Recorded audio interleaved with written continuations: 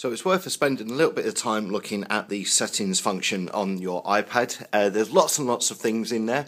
We're just going to show you the essentials that will get you through and allow you to use your iPad to its full functionality. So clicking on the settings tab to start off with, you'll notice straight away that it always goes into general. And within general, you're able to see numerous different things. For example, how much usage so far on the iPad. And if we have a quick look in there, you can see that it's showing me what storage is being used by apps, and also I've got total and available storage remaining. And last but not least, whether I want my percentage for my battery in place, and if I was to switch that off, it will just go to a battery icon. I like to leave mine personally on percentage because it just lets me know how much I've got left for that point of the day. Other than that, I've also got down at the bottom mobile usage, which shows me how much data has been sent and received. You can reset this on the day that you receive your data allocation every single month, and that way you can see exactly how much you're using, as you only get a gig, remember, every single month. If I was to go back for a second and back to general again, another great area with inside the general settings is your software update. So in here at the moment, you can see that mine is fully up to date with the brand new software. Now, Apple will always push through the brand new software, and it will be in here that you will go into. So it's just general, and then from general, straight at the top there, software update, and follow the online instructions that will allow you to be able to download your new update. If we go back again, you'll notice there's a few other things. An interesting one is auto lock. If we were to click on that, auto lock is when the device will go into standby. So after a certain period of time, it will just lock itself. Mine's set to 2 minutes. However, you can go 2, 5, 10, 15, or never. If you leave it on never, it will obviously use more battery. 2 is advisable, especially in the field, if it was that you wanted to secure data and not breach DPA, etc. 2 is a very good amount of time. But don't forget, even if you're not using the auto lock, you can just click your power button, which will lock the device like so.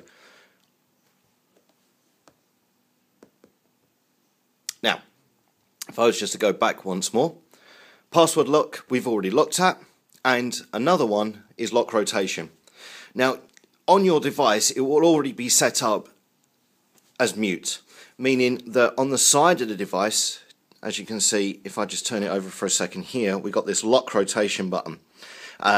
If I was to switch that on and it's in mute, then it will just mute the device consistently and it will just switch off all volume. However, if you leave it on lock rotation, as you're about to see now, if I leave it on lock rotation instead and then come out of the device for a second, at present I can just move my iPad around, as you can see, and the screen moves with it as well. But if I was to hit that little switch at the top there and lock it, that's in lock rotation, meaning that the device will now just stay in landscape mode or portrait, dependent on which one you were using at that point in time. Personally, that's probably a little bit better than mute, and the reason why we say that is because these are your volume controls next to that lock switch. So let me just get that up a little bit better. There you go. These are the volume controls. So obviously you can go mute just by holding it down for a second and it automatically puts it into mute. So a great little tip is when you get your device, first things first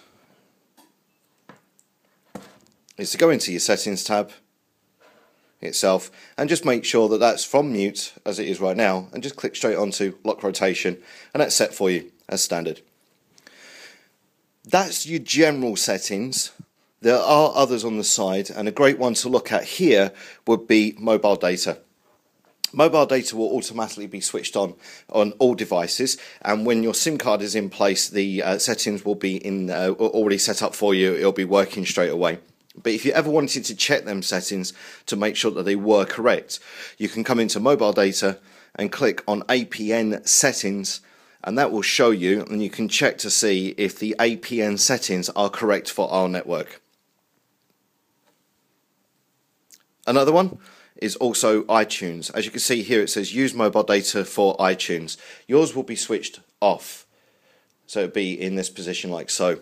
Now on Wi-Fi, that means that you'll be able to download any music track or film or anything in iTunes.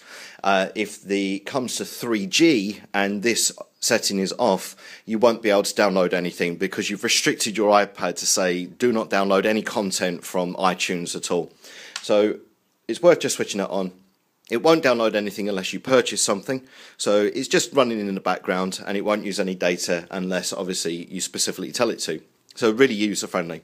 Mobile data at the top can be switched on, and I've now gone only to Wi-Fi or off.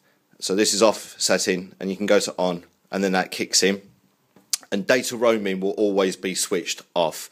Switching it on allows you to use the iPad abroad, dependent obviously on your network and if they've allowed that setting. But the networks generally do. We would always advise to check with the network first, and as it is a company device, check it with the company to make sure that you're able to use it abroad. Remember, the international roaming data is a lot more expensive than it would be in the United Kingdom. So to use a gig, you probably end up getting charged more than actually using your data allowance, as data allowance is for the UK, not for international. So there's a little tip there. If you're ever going abroad, make sure that that one's switched off. Carrier is just to confirm what network you're on. This will automatically be determined by the SIM card that's built into the device, so you don't really need to worry about it. However, if necessary, you can switch your network off, like so.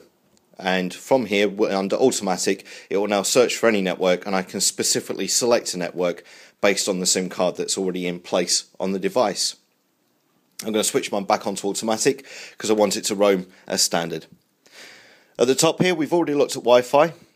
Bluetooth understandable, and pairing a device is exactly the same as any other device you've ever paired.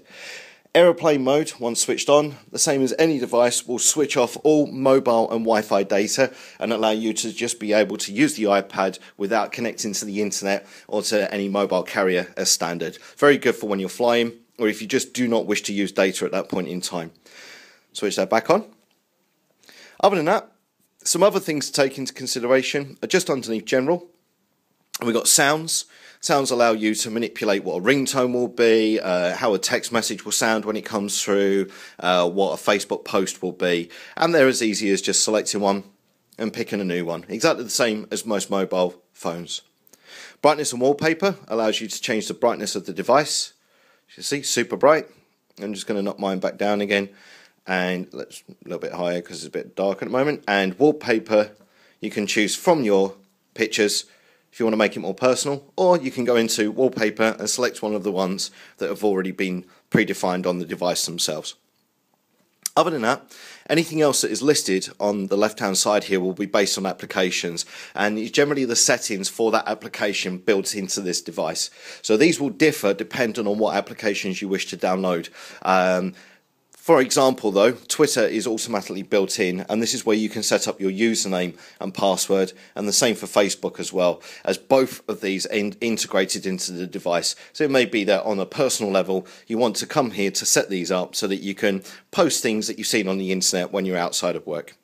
Anything else, as we said, are apps that you would download and would be left up to your good self to manipulate them if necessary. So in general, that is your settings tab, really user friendly. Most of the operations will be based up until general.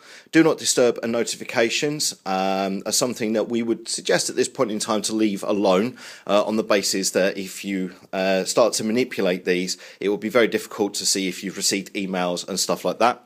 But all of the top section there are things that you would use on a regular basis, and general just to, set your iPad up and make sure that it's working okay.